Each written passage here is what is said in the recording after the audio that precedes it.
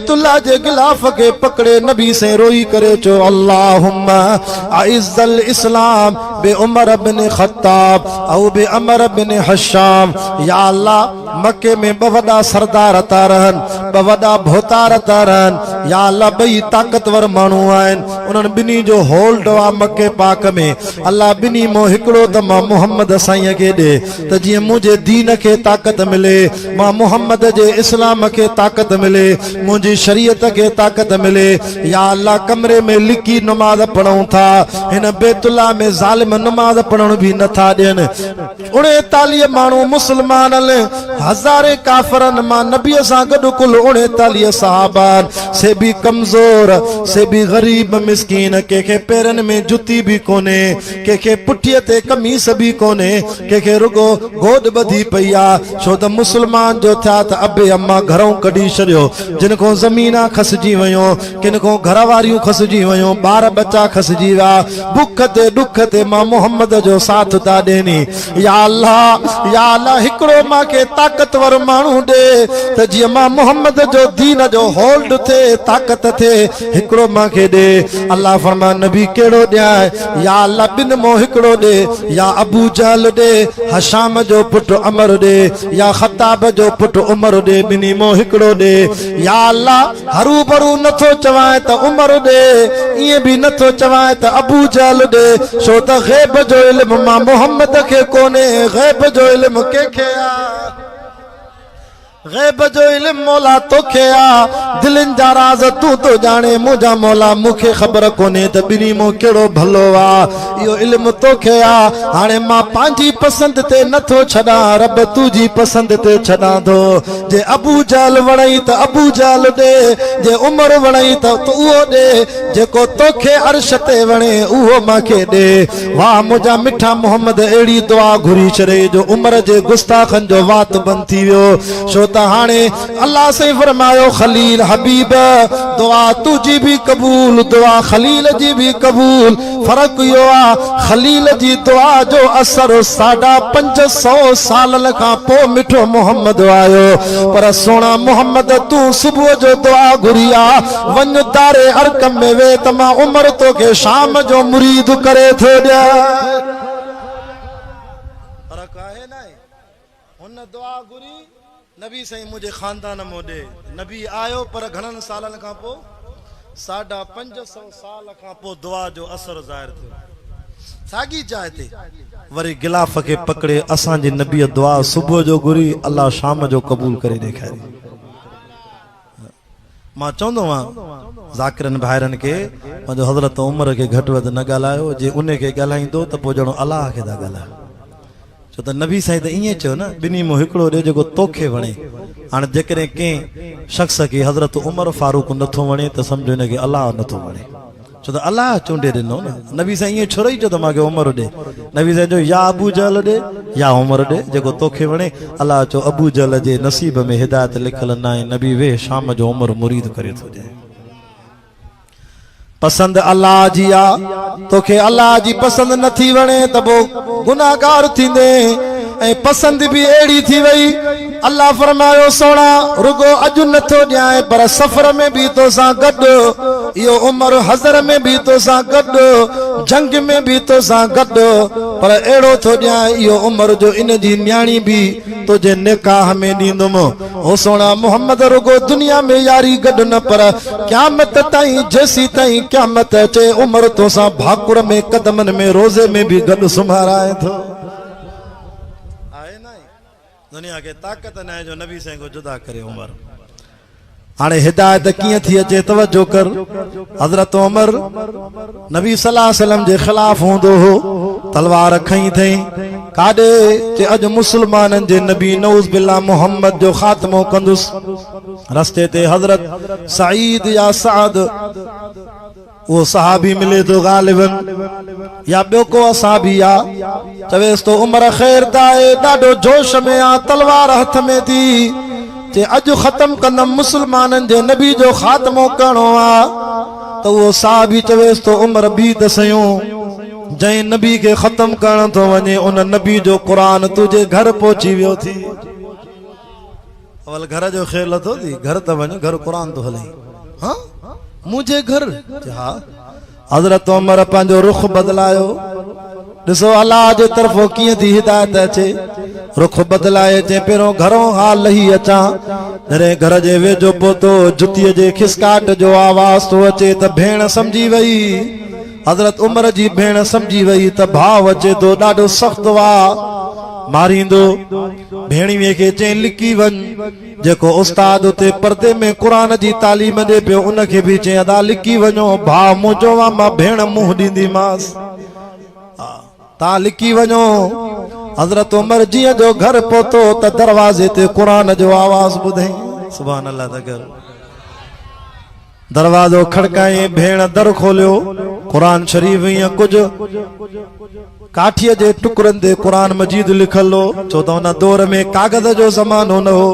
साहबा पननि ते साहबा वणनि जे काठियुनि ते ईअं कुरान जूं आयतूं लिखंदा हा या त अक्सर ईअं थींदो जो कुरान लहंदो साहबा सीने में हिक ॿिए खे यादि कराईंदा हा जॾहिं 23 सालनि में कुरान मुकमल थियो त नबी साईं जा 1.25 लख साहबा कुरान जा हाफ़िज़ थी विया अॻे ईअं थींदो कुरान लहे बस सीने में यादि विरद हले हिक ॿिए खे ॿुधाईंदा दौर ॿुधाईंदा यादि कंदा अरब हा न अरबनि जे लाइ त कुरान हूअं ई सवलो आहे उन्हनि जी ॿोली आहे तूं असांजे लाइ खणी ॾुखियो आहे छो त अजमाऊं हो त अरब आहे हो त उन्हनि खे असां त माना जॾहिं पढ़ूं पोइ सम्झ में अचे कुरान छा थो चए हुननि जी त ॿोली ई हो त अरबी हूअं ई ॻाल्हाईंदा 1.25 लख साहबा कुरान जा कारी ऐं हाफ़िज़ हलऊं अॻिते हज़रत उमर तो चए छा पिया पढ़ो भेण थी चवेसि अल्लाह जो कुरान पई पढ़ छॾे ॾिनो थी अबे ॾाॾे जो दीन भेण खे मार थो ॾे भेण जे जिस्म मां रत निकिती भेण बि जोश में चवेसि थी ओ ख़त्ताब जा पुट उमर मुंहिंजा भाउ जंहिं बाबे जो खून तुंहिंजे जिस्म में आ जे कुफर में सख़्त थींदे वरी उन बाबे जी रत मुंह में आ छो त मां बि त तुंहिंजी भेण आ मुंह में भी बाबे ख़त्ताब जो खून आ मां भी ख़त्ताब जी न्याणी आ मारे मारे मारे मुझे लाश का टुकड़ा कंदे मां मिठे मोहम्मद जो कलमो भी न छॾींदी मां कुरान भी न छॾींदी मां हज़रत उमर भेण जो अहिड़ो जवाब ॿुधी करे चुप थी वियो भेण खे चए भला इहो पढ़ त सयूं मां भी ॿुधां आहे छा जे तोखे एॾो करंट ॾेई छॾियो जो तूं दीन छॾे वञी मोहम्मद जा कलमा पढ़ी वेठी इहो ॿुधाए भेण चवेसि थी भाऊ ईअं न ॿुधाईंदी मां अवल गुस्ल कर अवल हे कुफर जा कपिड़ा लाए अवल ॿिया कपिड़ा पाए त घर में जेको भेणियो वेठो हज़रत उमर जो उन जो इहे लफ़्ज़ ॿुधा त भेणियो चए थो ओ उमर मुबारक हुजई मुबारक हुजई तोखे कलमे जी इस्लाम जी बस कुरान ॿुधंदे इंशाअल्लाह तू कलमो पढ़ंदे हज़रत उमर तो चवे भेण खे खणिया कपड़ा अल्लाह जंहिं भेण खे मार ॾिने उहा भेण कपड़ा नवा खणी आयसि चवेसि वञ गुस्ल करे आ हज़रत उमर जवानी आ गुस्ल करे आयो कपड़ा पातई भेण उहे कुफर वारा कपड़ा उछले छॾिया अॼु मुंहिंजे भाउ मुस्लमानियत वारा इस्लाम जा कपड़ा पातान भेण कलमो पढ़ाएसि थी चवे तो कुरान त ॿुधाए पोइ मां अॻिते वञा थो कलमो महबूब मोहम्मद जे हथनि ते पढ़ंदुमि पर कुरान ॿुधाए फरमाईंदा कुरान शुरू कयो भेण जो आवाज़ चए थी बिस्मिल्लाहिर रहमानिर रहीम भेण वरी कुरान जी सूरत भी उहा शुरू कई जेका न ज़मीन ठही न आसमान अग अग में अल्लाह सईं अर्श ते पाण इहा सूरत तिलावत कई हे उहो कलाम अथव कुरान गड़ी हली मारो जो हिन जी तिलावत रब पाण कई आहे बिस्मिल्लाहिर रहमानिर रहीम ताहा मा अंज़लना सोरो सिपारो मा अंज़लना अलैकल कुरआन लितशक़ा इल्ला तज़किरतल लिमन यख़शा तंज़ीलन मिम्मन ख़लक़ल अर्ज़ वस समावातिल उला अर्रहमानु अलल अर्श इस्तवा लहू मा फिस समावाति व मा फिल अर्ज़ि व मा बैनहुमा व मा तहतस सरा। साहबी जदो भेण कुरान पे पढ़े उमर जी अखिन मो पानी पियो अचे। वाह कुरान, कुरान जबलन ते पढ़जे त जबल भी जरा जरा थी वञन। कुरान दिल के नरम करे छॾींदो आ। नबी से वर्मा कट चढ़ी वञे व दिल ते गुनाह जी कुरान पढ़ो कट लही वेंदव। हज़रत उमर कुरान ॿुधे पियो। भेण जॾहिं हिन लफ़्ज़न ते पहुती अल्लाहु ला इलाहा इल्लाहु लहुल अस्माउल हुस्ना, हज़रत उमर को रड़ निकरी वई। बस बस भेण वधीक न पढ़जाए मता हाव फाटी पवे, वधीक न पड़ जाए। बस भेण मां वञा थो। फरमाए हज़रत उमर वरी तलवार खई, नवा कपड़ा पातल, वरी घोड़े के तैयार करे सिधो नबी सल्लल्लाहु अलैहि वसल्लम दे। साहबा वेठा, नबी से भी वेठा न दारे अरकम में। साहबा ॾिठो त उमर अचे तो पर तलवार भी उघाड़ी आ। अञा ख़बर कोन हुई साहबा के तला मुसलमान थियो अलाए न थियो आ। साहबा चो उथो,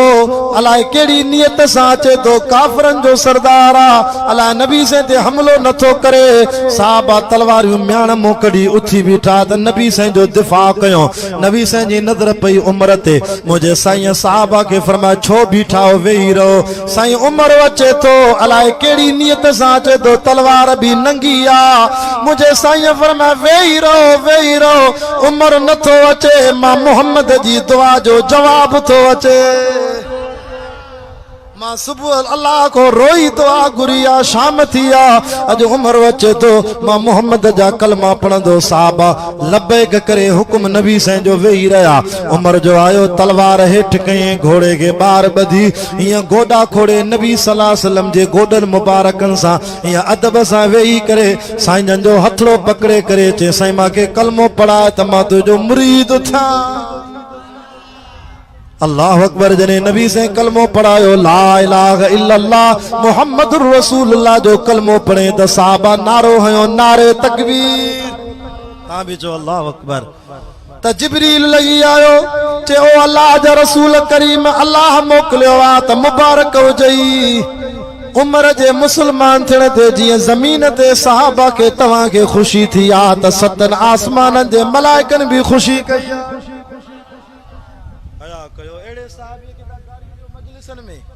जे मुसलमान थियण ते सतन आसमान में खुशी मल्हाई आहे। ये हथ बदी अर्ज़ तो क्या यार के न ॻाल्हायो मता खुदा कब्र में शिकिल न फिराए। अल्लाह अकबर। जेकर एड़ो बदबख्त नऊज़ बिल्लाह हुजे हां त खुदा नबी से अगर शो सुमारे सा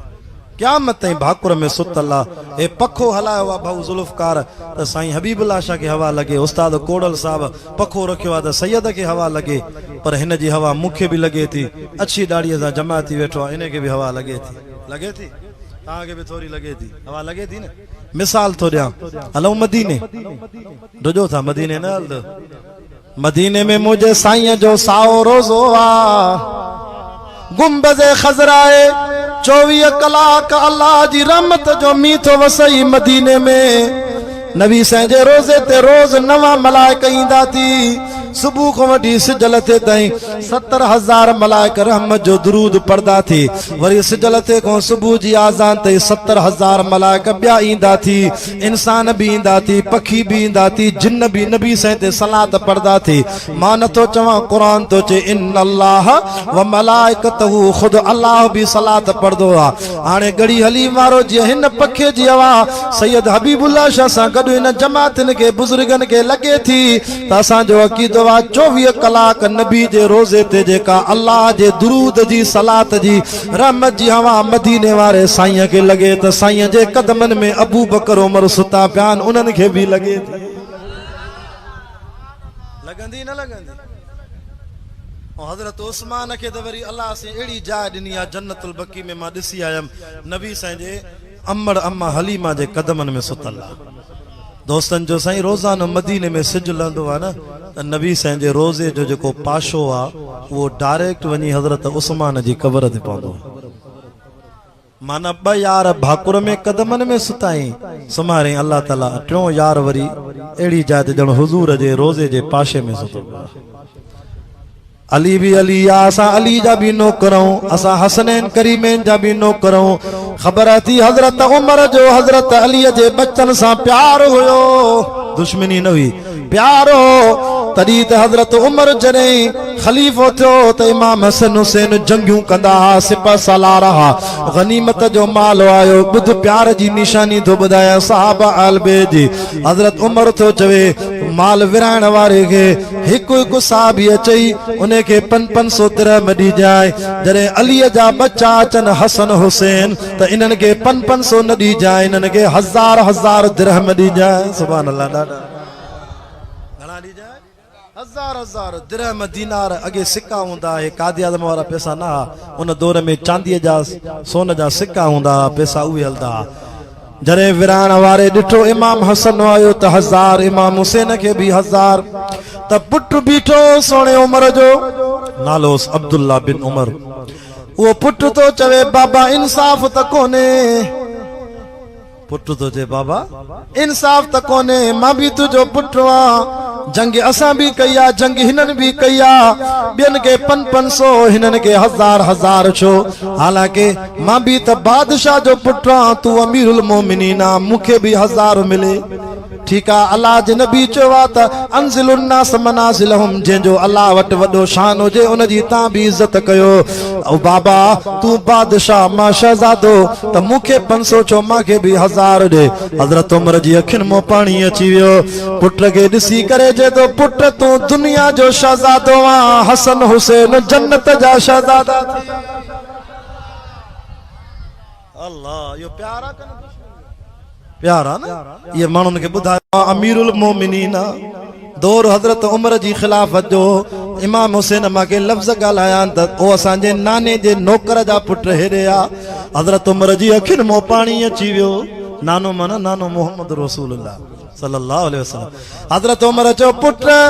जल्दी कर कलम खणो कागज खणो उन दौर में कागज त ना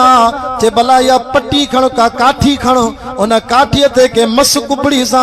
के रंग सा वनी इमाम हुसैन दे वन चवेस त लिखी दे त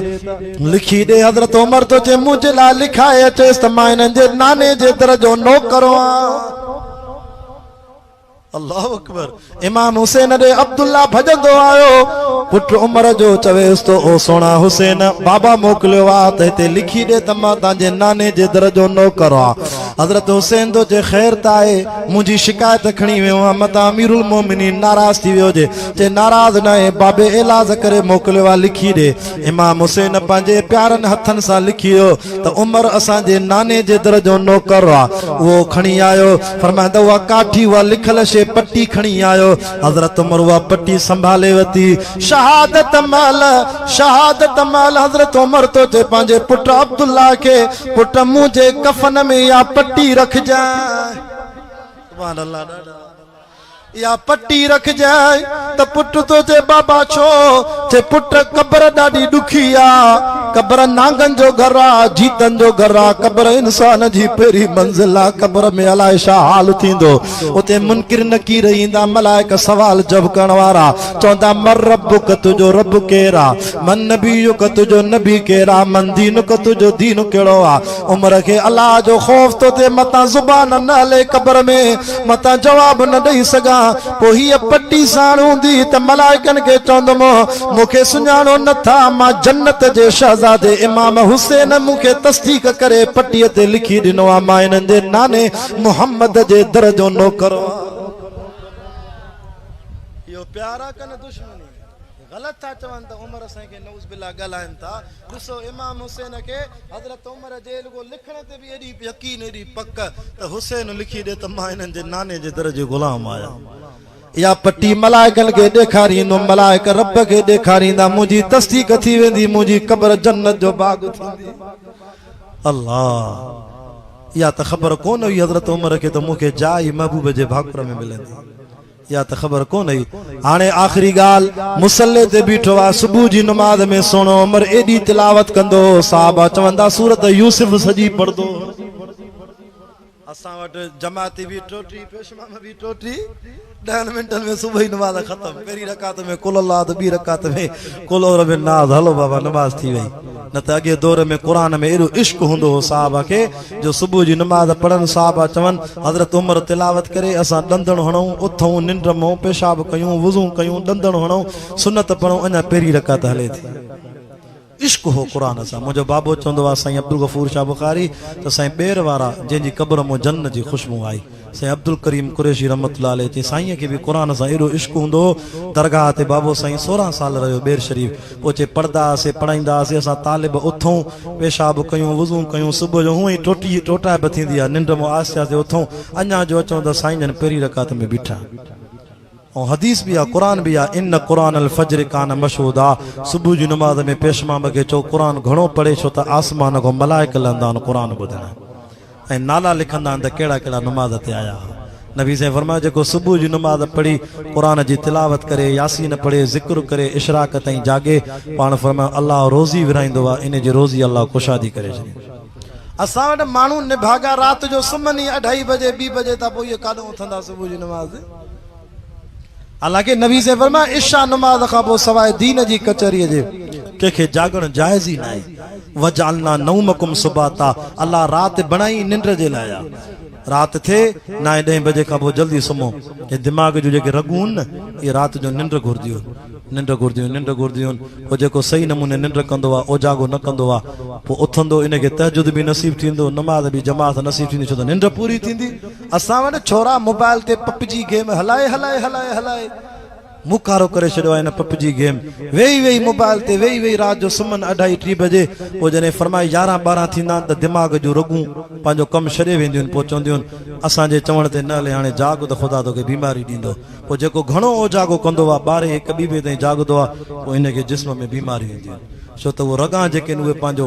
अलाह जी जेका फितरती तौर जेके अलाह रगनि खे छॾियो आहे न अलाह से अहिड़ियूं दिमाग़ में रगूं रखियूं आहिनि जिस्म में जो रात जो 10 खां पोइ इहे सुकून घुरंदियूं आहिनि पोइ जेको हिनखे सुकून न ॾींदो ज़ोरी हुननि खे जाॻाईंदो 2:30-3 बजे ताईं वेही हवाला कचहरी कंदा त पोइ इंसान खे बीमारियूं जिस्म खे लॻंदियूं दिमाग़ मादे ते असरु पवंदो मादो बीमारियुनि जी पाड़ आहे पोइ बीमारी वधंदियूं राति निंड कयो त सुबुह जो नमाज़ ते जमात सां जाग थिए त अलाह रोज़ी विराए त जीअं तूं सुतल न हुजे तूं जागियल हुजे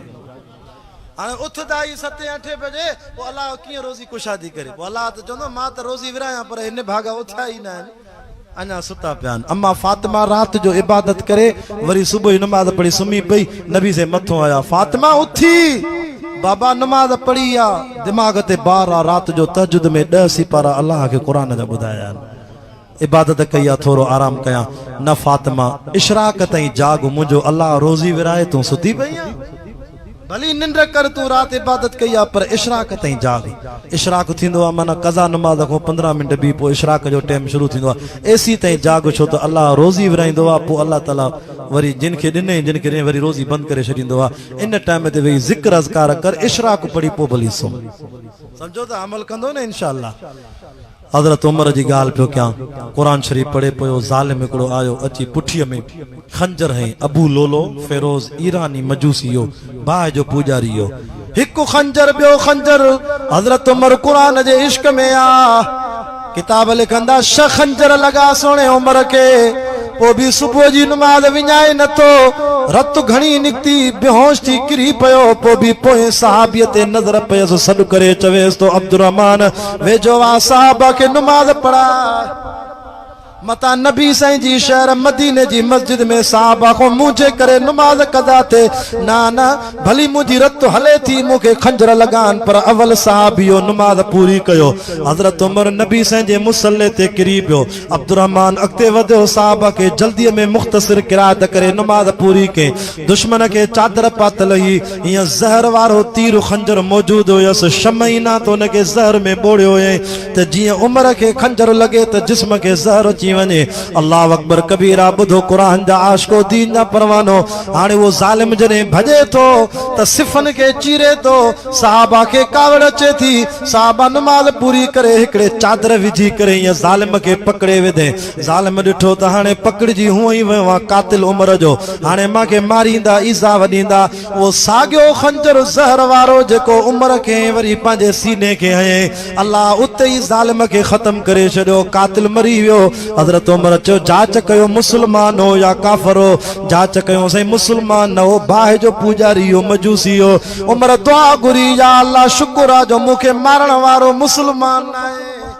काफरा। वरी पो दुआ घुरे तो मस्जिद में, अल्लाहुम्मा रज़ुक़नी शहादतन फी सबीलिक व फी मौत बलद हबीबिक। या अल्लाह मां रोज दुआ घुरदो, मौला मूंखे मौत दे त शहादत वारो दे, वरी दे भी मदीने जे शहर में, वरी दे भी नबी साईं जे मुसल्ले ते मस्जिद में। अल्लाह मुंहिंजी दुआ क़बूल थी वई। किताब लिखंदा 27 ज़ुल्हज ते हमलो थियो। 3 ॾींहं उमर साईं ज़ख्मी हुयो, रत हले पई। अल्लाह अकबर, इलाज कन पिया पर शफा न पई थे। पेरी मुहर्रम जीअं चंद्र बीठो, हज़रत उमर पंहिंजे पुट खे चयो, पुट मुंहिंजो मथो पंहिंजी झोल मों खणी ज़मीन ते रखो। बाबा छो ख़ैर त आहे? ते पुट रख त सयो। एॾो ख़ौफ़ अल्लाह जो, असांखे त रब जो भउ कोन्हे, असां त रोज़ खिलूं था, मस्करियूं था कयूं, अल्लाह विसरी वियो आहे, असांखे आख़िरत जो फ़िक्र न आहे। हेॾो सहाबी क़ुरान पढ़दे मदीने जे मुसल्ले ते शहीद थियो आहे, मस्जिद नबवी। पोइ बि पंहिंजो मथो खणी ज़मीन ते रखी आसमान दे तके जो, मुंहिंजा अल्लाह मुझी का कमी कोताही थी आ त मूंखे माफ़ फरमा। या अल्लाह सॼी ज़िंदगी तुझे नबी जी गुलामी ॾिनी आ। 22 लख मुरबा मील ते नबी साईं जी झंडो फड़कायो आ, ईरान खे फतह कयो आ। अल्लाह सी अलाए किथे किथे मोहम्मद जो दीन पहुचायो आ। रब का गलती थी आ त मूंखे माफ़ कजाए। या अल्लाह गलती थी आ त माफ़ कजाए। साहबा को रड़ियूं निकिरी वियो। हज़रत उमर पंहिंजो मथो खणी ज़मीन ते ईअं मिटीअ में रगड़े तो। पुट तो जे, बाबा ही छा था कयो, बाबा ही छा था कयो, तव्हांजी पुछाड़ी आ। अबा तुझो चरो मुंहिंजी झोल में हुजे त न, पुट मिटीअ मों ठहियाऊं, मिटीअ में वेंदासीं। मिनहा ख़लक़नाकुम व फ़ीहा नुईदुकुम। जेकॾहिं अल्लाह उमर खे बख़्शियो त पोइ जन्नत में जाइ मिलंदी, पर हाणे आख़िरी टाइम मां रब जे ख़ौफ़ जो वजद आ। छॾ त मां अल्लाह साईं सां मनाजात कयां। अल्लाह अकबर। हज़रत उमर मथो खणी ज़मीन ते रगड़े पंहिंजी अल्लाह को माफ़ी थो वठे, रब मुंहिंजी कमी कोताही माफ़ फरमा। या अल्लाह उठ चारींदोम मदीने मके में, अल्लाह मूंखे उठन चाहण वारे मां उमर के वक्त जो बादशाह कये, 22 लख ज़मीन जो बादशाह अमीरुल मोमिनीन कये। रब कुफ्र जी हालत में नबी जो दुश्मन हुयम, पर कलमो नसीब करे हुजूर मूंखे बैतुल्लाह के पकड़े मुझे ला दुआ घुरी। अल्लाह मां उमर सां लेखो न कजाए, मां उमर के नबी जो भाकुर नसीब कराए। ये दुआ घुरी करे पुट के जे हेॾे आ, जॾहिं मां शहीद थी वञा, मुंहिंजी जनाज़े नमाज़ पढ़ाए करे पोइ मुंहिंजो जनाज़ो खणी नबी साईं जे रोज़े ते बीजो। पोइ ईअं कुल्फ़ न खोलजो,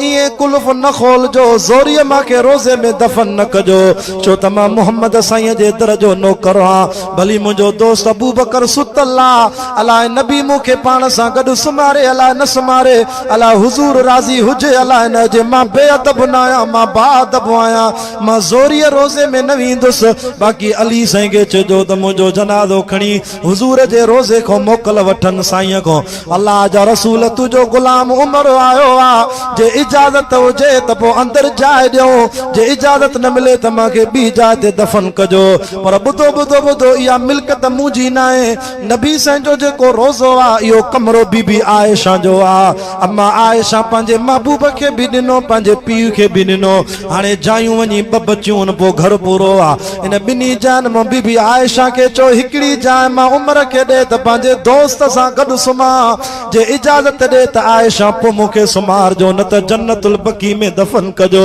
घड़ी हलीम जा मुसलमानो पुट वियो, पंहिंजे पीउ पुट वियो हज़रत उमर जो बीबी आयशा जो दर खड़काए। ओ आयशा,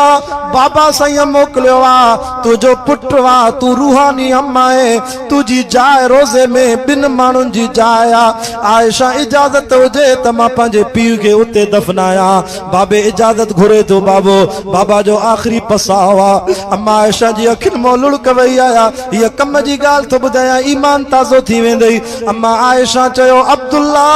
अब्दुल्ला आहिनि 2 जायूं कमरे में रोज़े में। दिलि चयो त हिकिड़ी पंहिंजे लाइ रखां, हिकिड़ी मूंखे मदीने वारे साईं मुंहिंजे शोर चयो त इहा जाइ कंहिंखे न ॾिजाए, इहा ईसा अलैहिस्सलाम जी जाइ आहे, इहो बि अल्लाह जो नबी आहे। क़यामत वेझी थींदी, दमिश्क जी जामिया मस्जिद में लहंदो, इन जो जिहाद रहियल आहे। ईसा नबी तलवार खणी दज्जाल खे मारींदो, मुंहिंजी उम्मत में जिहाद कंदो। हज़रत ईसा जी जाइ इते आहे, मां नबी साईं सां गॾु रोज़े में हाणे हिकड़ी जाए त वई ईसा नबी के हिकड़ी जाए बची आ मां पंहिंजे लाइ रखी आ पर उम्र जो न्यापो आयो उम्र जा थोड़ा मां आयशा ते उम्र जा थोड़ा मां आयशा ते पुट तो चे अम्मा केड़ा थोड़ा मुझे बाबे जा चे जडे मदीने में मुनाफिकन मुते नऊज बिल्ला जिना जी तोमत हई मां जंग में निंड वठी वई पोते मोट में कड़े सहाबी सा गडो आया मानुन मुते तोमत हई पोत कुरान लथो मुजी गवाही जे लाए अल खबीसात लिल खबीसीन वल खबीसून लिल खबीसात व तय्यबात लित तय्यबीन ये आयतू लथियो रब गवाही दिनी पर हाली त कुरान अञा न लथो मुखे रोवणो मां रोवा पई मुसल्ले ते रब मुजी गवाही दे मां पाको आया पर सहाबा मो हिकड़ो साहबी हजरत उमर आ जे म्याण मो तलवार कढी मुजी चौकीदारी कई म्याण मो तलवार कढी चे खबरदार काफरो खबरदार मुनाफिको जेको नबी सां जी घरवारी आयशा के घट वध गालाइंदो मां उमर सिसी धड़को धार कंदो मां यो थोरो आ मुझे मत हजरत उमर जो मुजी पाक दामनी जे ला हजरत उमर तलवार खई त बीबी आयशा के को घट न गलाए मां थोरो नथी लाए सका अज थोरो ई थी लाया जो मां पांजी जाए बख्शे दिनी साहबा चंदा हजरत उमर जो जनाजो खणी आया से नबी से जो रोजे ते चो से अल्लाह जा रसूल इजाजत होजे त दर खोले त सोने के अंदर जाए दियो साहबा चंदा अल्लाह जो कसम रब जे दफो मौजूदो एड़ो थियो जो चाबी भी नहीं से पांजो पाण कुलफ खुली गयो दर खुली वियो जण एड़ो पियो आवाज अचे त यार के यारन सां मिलायो दोस्त के दोस्तन सां